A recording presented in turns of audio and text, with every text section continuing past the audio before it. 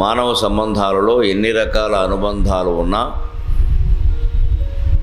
అవి ఏదో ఒక ప్రయోజనం నిమిత్తం వస్తాయి, ప్రయోజనం కోసమే ఉంటాయి, ప్రయోజనం తీరగానే తెగిపోతాయి.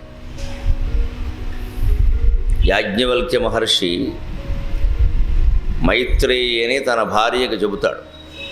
ఆయన సన్యాసం పుచ్చుకుందుకు నిర్ణయించుకొని ఆస్తిపాస్తులు ఏమున్నాయో అవన్నీ భార్యకు అప్పగించేసి వెళ్ళిపోదామని చూస్తుంటే ఆ భార్య మైత్రేయి ఉంటుంది, ఇన్ని ఆస్తిపాస్తులని, ఇంత ఆశ్రమాన్ని, ఇంత పేరు ప్రతిష్టలని అన్నింటినీ వదిలేసి వెళ్ళిపోతున్నారు అంటే మీరు వెళ్ళి సాధించేది ఏదో ఇంతకంటే గొప్పది కదా, నాకు అదే ఇవ్వండి, ఇదేందుకు అంటుంది ఆవిడ. అంత యోగ్యురాలు మైత్రేయి అండి. గార్గి మైత్రేయి అని మన సంస్కృతిలో చాలా ఉన్నతంగా చెప్పుకోవలసిన మహిళలు. వారు ఋషులలాగే వేదమంత్రాలు దర్శించారు. విశ్వామిత్రుడు, వశిష్ఠుడు, యాజ్ఞవల్క్యుడు ఎంత గొప్పవాళ్ళో గార్గి మైత్రేయి అంత గొప్పవాడు. మంత్ర దర్శనం విషయంలో కానీ, మంత్రోపదేశం విషయంలో కానీ, మంత్ర సాధన విషయంలో కానీ స్త్రీ పురుషుల మధ్య ఎటువంటి భేదము లేదు. మీరు ఎవరు చెప్పినా నమ్మక్కలేదు. స్త్రీలందరూ మంత్రజపం చేయొచ్చు, మంత్రోపదేశం కూడా చేయొచ్చు. కుంతీదేవి స్వయంగా మంత్రజపం చేసి సూర్యుడిని ప్రత్యక్షం చేసుకుంది. మళ్ళీ కుంతీదేవి మాద్రికి మంత్రోపదేశం చేసింది. అంచేతన వారికి మంత్రోపదేశం లేదు, వీరికి మంత్రోపదేశం లేదు. ఈ యోగ్యతల గురించి అనవసరంగా అహంకారాలతో పెట్టుకున్నవో తప్పితే వేరే విషయాలు కావు. అయితే తీసుకునేటప్పుడు దాని బాధ్యత దానికి ఉంటుంది. మనం ఏదో తీసుకున్నామన్న హక్కు ప్రకారమైనా సరిపోవాలి, దాని పద్ధతి ప్రకారం చేయాలంటే చెయ్యాలి కదా. ఆ మైత్రేయి ఏ పరమార్థాన్ని సేవించడానికి మీరు వెడుతున్నారో దాని గురించి చెప్పండి నాకు, ఈ ఊరికే ఈ ఆశ్రమం, ఆస్తిపాస్తులు ఇవన్నీ నాకెందుకు అంటే, నీకు ఆర్థికంగా ఏం లోటు లేకుండా చేస్తున్నాను కదా, నీ బతుకేదో నువ్వు బతకచ్చు కదా, ఎందుకు అన్నాడు ఆయన. ఎందుకంటే ఆయనకున్నంత జ్ఞాన వైరాగ్యాలు ఆవిడికి లేవని ఆయన అభిప్రాయం. మళ్ళీ అక్కడికి వెళ్ళాక మళ్ళీ ఏముండవు, పిల్లలు మనవాళ్ళు బారసాలట. నిన్నే ఫోన్ చేశాడు కొడుకు, ఒకసారి వెళ్ళి చూసొద్దామంటే ఇక సన్యాసం అనవసరం ఇంకా అలా అంటుందేమో ఆయన చెప్పేసి నీకేం లోటు లేకుండా నేను అన్నీ ఇచ్చేస్తున్నాను.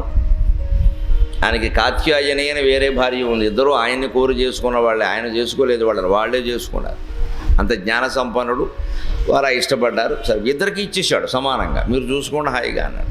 కాత్యాయని పాపం సరేనండి అని చెప్పి సర్దేసుకుంది. ఆవిడకి అది కావాలి. పోన్లండి, మీ అంత జ్ఞానం నాకు లేదు, ఏదో సర్దేసుకుందాం, కోడలు ఇంకా నీళ్ళు వేసుకుందాం, మొన్న నేను మనవడికి అంటాను ఉంటాం, చూడాలి కదా అని ఏదో అందేవాడు. మైత్రేయి అలా కాదు. మీరు ఏదో ఇవన్నీ కాదనుకుని మీరు పెడుతున్నారంటే తపస్సుకి, అదేదో ఇంతకంటే గొప్పది కదా, నాకు అదే కావాలందేవాడు. ఎందుకు అన్నిటికంటే ఇది గొప్పది ఆ జ్ఞానం అంటే అప్పుడు చెబుతాడు మైత్రేయుడు, మరి యాజ్ఞవల్క్యుడు. నవారే మైత్రేయి పత్యు కామాయ పతి ప్రయో భవతి, ఆత్మనస్తు కామాయ పతి ప్రయో భవతి. నవారే మైత్రేయి జాజాయై కామాయ జాయా ప్రియా భవతి, ఆత్మనస్తు కామాయ జాయా ప్రియా భవతి. నవారే మైత్రేయి పుత్రస్య కామాయ పుత్ర ప్రయో భవతి, ఆత్మనస్తు కామాయ పుత్ర ప్రయో భవతి. నవారే మైత్రేయి విత్తస్య కామాయ విత్తం ప్రియం భవతి, ఆత్మనస్తు కామాయ విత్తం ప్రియం భవతి. నవారే మైత్రేయి సర్వస్య కామాయ సర్వం ప్రియం భవతి, ఆత్మనస్తు కామాయ సర్వం ప్రియం భవతి. మైత్రేయి ఆత్మా ఖల్వరే ద్రష్టవ్య శ్రోతవ్యో మంతవ్యో నిధిధ్యాసితవ్యః అని స్పష్టంగా చెబుతాడు. అందుకోసం వెళ్ళిపోతున్నాను నేను. మీ మీద ఏదో కోపం వల్ల, ద్వేషం వల్ల, మరో దాని వల్ల కాదు. ఏ మనిషి అయినా మరో మనిషిని ఎందుకు ప్రేమిస్తున్నాడో నిశ్చితంగా ఆలోచించండి. నాకు వారంటే ప్రేమ, వీరంటే ప్రేమ అని డొల్లు కబుర్లు చెప్పడం కాదు.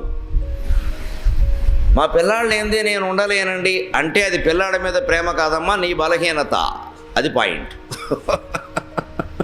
కొత్తగా కాలేజీలో జరగానే ఒక అబ్బాయి అమ్మాయిని ప్రేమించి నీవు లేక నేను అనగానే ఈ అమ్మాయి పరిపడుతుంది. ఎందుకంటే వెర్రిమోహం లేదు ప్రపంచంలో. 25 ఏళ్ళు పెంచిన తల్లిదండ్రులను మర్చిపోయేవాడు నీవు లేక నేను లేను అంటున్నట్టు రేపు ఈ అమ్మాయి ఇంకో అమ్మాయి కనపడగానే ఈ అమ్మాయిని అండో, ఇది ఆలోచించుకోవాలి. కానీ ఈ అమ్మాయిలు అబ్బాయిలు ఆ వయస్సులో టీనేజ్లో ఉండేవాళ్ళు వాళ్ళు ఎలా ఉంటారు అంటే ఎవడైనా ఇష్టంగా మాట్లాడితే చాలు, ఇంకంతే అయిపోయినట్టే లెక్క. మా నాన్న ఎప్పుడు ఇలా అనలేదు. ఎందుకంటాడమ్మా ఆయన తండ్రి, వీడెవడో లోపరగాడు, వీడు అంటాడు, ఆయన ఎందుకంటాడు? ఆయన బాధ్యత వేరు, వీడు వ్యవహారం వేరు. అదే చెబుతున్నాడు మైత్రేయుడు సరిగ్గా. భార్య భర్తని ప్రేమిస్తోంది అంటే భర్త మీద ప్రేమ కాదు, తన మీద ప్రేమే, తనకు ఆయనతో ఉండే అనుబంధమే. అది డబ్బు కావచ్చు, అధికారం కావచ్చు, ఆశ్రయం కావచ్చు, లేదు ఆయన లేనిదే ఉండలేని తనం కావచ్చు. అది కూడా వారికి సంబంధించిందే తప్ప భర్తకి సంబంధించింది కాదు. డబ్బు కోసం ప్రేమిస్తే డబ్బులు పోగానే వదిలేస్తారు. లేదు నేను మీరు లేనిదే ఉండలేను అంటే ఆయన లేనిదే కూడా ఉండగలిగిన పరిస్థితి స్వతంత్రంగా ఏర్పడితే తేడా వచ్చేస్తుంది, అనుమానం వెళ్ళ. కేవలం భార్యలనే అనలేదు, ఆయన భర్తలను కూడా అన్నాడు. నవారే మైత్రేయ జాయ జై కామాయ జాయ ప్రియా భవతి ఆత్మనస్తు కామాయ జాయ ప్రియా భవతి. మా ఆవిడంటే నాకు పంచప్రాణాలు. ఎందుకంటే పంచప్రాణాలు వండి పెడుతున్నారు కాబట్టి, సమస్త సేవలు చేస్తున్నారు కాబట్టి, అనుకూలంగా ఉంటున్నారు కాబట్టి, పతివ్రతలై ఉంటున్నారు కాబట్టి. ఇందులో ఏదైనా తేడా వస్తే ఇప్పుడు ప్రేమిస్తాడా? ఆ ఆడాడు మారిపోయారండి, ఈ మధ్యన బాగా ఎక్కిపోయింది అంటాడు. ఏం ఎక్కిపోయింది? నీకు వ్యతిరేకమైతే ఎక్కిపోయినట్టేనా? నీకు అనుకూలంగా ఉంటే వాడు గొప్పవాళ్ళ, నీకు వ్యతిరేకంగా ఉంటే వాడు వ్యతిరేకమేనా? ఇంకా అంటే మనం అన్నీ మనకు అనుకూలంగానే మాట్లాడుతాం. పుత్రుల్ని ప్రేమించడమేనా అంతే, పుత్రికల్ని ప్రేమించడమేనా అంతే. మా అబ్బాయి అంటే నాకు పంచప్రాణాలు అంటున్నాడంటే వాడు వ్యతిరేకమైన పని చేసినా నువ్వు ప్రేమించగలవా? అప్పుడు వెంటనే ద్వేషిస్తామండి, వంశ ప్రతిష్ట పాడైందంటాం, పరువు హత్యలు కూడా చేసేస్తాం, అనుమానం వెళ్ళ. పరువు హత్యలే, వెళ్ళి అడ్డంగా నరికేయడమే కొడుకునే అల్లుడిని. ఎంత దారుణాలు జరుగుతున్నాయండి ప్రపంచంలో. వాళ్ళు ఎవరో ప్రేమించుకోనండి, ఏదో ఏడవనండి. తల్లిదండ్రులకు అంత కక్ష ఎందుకండి? దయచేసి ఆలోచించండి పెద్దలు, ఎన్ని జరుగుతున్నాయో పత్రికలు. పరువు హత్య ఏమిటండి? ఆ పరువు అనేది ఒక మిథ్య అమ్మ, నిజానికి మిథ్య. ఎవ్వరూ మన ఇంట్లో ఎవరైనా కులాంతరం చేసుకున్నా, మతాంతరం చేసుకున్నా, ఇంకేది చేసుకున్నా మనల్ని నిలబెట్టి ఎవరూ ప్రశ్నించరు. నేను కూడా 2 కొడుకుల తండ్రిగానే చెబుతున్నాను బాధ్యతగా. మనల్ని నిలబెట్టి ఎవరు ప్రశ్నించరండి. అంత పరువు పోయేది ఏం లేదండి అందులో. మనం ఒకవేళ దానివల్ల నష్టాలు ఉంటాయంటే చెప్పొచ్చు, తప్పేం లేదు, నష్టాలు ఉంటాయి నిజంగానే. కులాచార సంప్రదాయాలు వేరు, ఎవరు కులాచార సంప్రదాయాలు వారికి ఉంటాయి. వారు ఏదో రకరకాల పెళ్ళిళ్ళు చేసుకుంటే అవన్నీ కుదిరిపోతాయా? కానీ వాళ్ళ వయస్సులో ఓ 25 ఏళ్ల లోపైతే వేరే విషయం అండి. ఓ 25 ఏళ్ళు దాటిన వాడు, అమ్మాయి అయినా అబ్బాయి అయినా, వాడు స్వతంత్ర బాధ్యతలో ఉండి ఓ నిర్ణయం తీసుకుంటే చెప్పగలిగింది చెప్పడం, లేనప్పుడు అమ్మా నమస్కారం, నీ దారి నువ్వు చూసుకో, మాకు ఇష్టం లేదు, మా ఇంటికి రావద్దు, అంతే. అంతవరకు తల్లిదండ్రులకు స్వేచ్ఛ ఉంది, హక్కు కూడా ఉంది. వారి భావాలు వారుకున్నప్పుడు వీరి భావాలు వీరుకుంటాయి. అంతేగాని ఇష్టం వచ్చిన పెళ్ళిళ్ళు చేసేసుకుని వెళ్ళిపోయే తర్వాత గర్భం ధరించాక అమ్మా కొంచెం నొప్పిగా ఉందమ్మా, ఈ కుదరదమ్మా వ్యవహారం. ఆ నొప్పి మొగుడితో చెప్పుకో. మళ్ళీ ఈ తల్లికి అరిగిపోతుంది వెంటనే, అయ్యో అయ్యో అయ్యో అయ్యో పిల్లకి నొప్పి. మరి అదేనమ్మా వ్యవహారం. అదే చెబుతున్నాడు మా యాజ్ఞవల్కుడు ఇక్కడ. మనుషులు ఎవరిని ప్రేమించినా, ఏ అనుబంధాలున్నా వారి స్వార్థాలు ఉన్నాయి.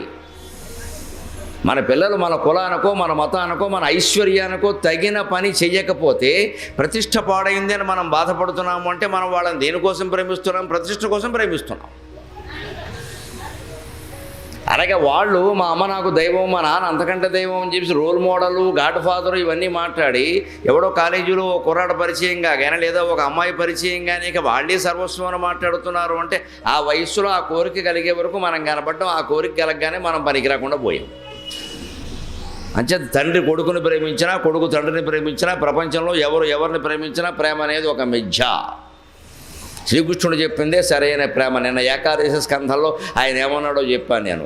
అందరినీ ప్రేమించుము, ఎవరిని ఎందు ఆసక్తి చూపించకము అన్నాడు. అదే నిజమైన ప్రేమ. మన బాధ్యతగా పిల్లల పట్ల కానీ, భార్య పట్ల కానీ, భర్త పట్ల కానీ, యావత్తు సమాజం పట్ల కానీ ఏం చెయ్యాలో అది చెయ్యాలి. మళ్ళీ దాని నుంచి ఏదో ఆశించడం, దాని మీద పెద్ద ఆసక్తి, అనుకున్న ప్రకారం జరగలేదన్నాం, ఇంత కష్టపడినా సరే నాకేం రాలేదన్నాం, అది కుదరదండి. అంచేత నిజమైనటువంటి ప్రేమ మనం భూతముల మీద, సర్వజీవరాశి మీద చూపించాలంటే యాజ్ఞవల్కుడు చెబుతున్నాడు ఉపాయం. ఆత్మా ఖల్వరే ద్రష్టవ్య శ్రోతవ్యో మంతవ్యో నిదిధ్యాసితవ్యః ఆత్మని ఖల్వరే విజ్ఞాతే. ఒక్క ఆత్మజ్ఞానం అనేది మనిషి పొందగలిగితే, నేనెవరు అని ఆలోచించి తానెవరో తెలుసుకోగలిగితే సరిపోతుంది. అదే వినదగినది శ్రోతవ్య, అదే ద్రష్టవ్య చూడదగినది, అదే మంతవ్య మననం చేయదగినది, అదే నిధిధ్యాసితవ్య సంపూర్ణ ధ్యానం చేయదగింది ఒక్క ఆత్మ పదార్థం ఒక్కటే.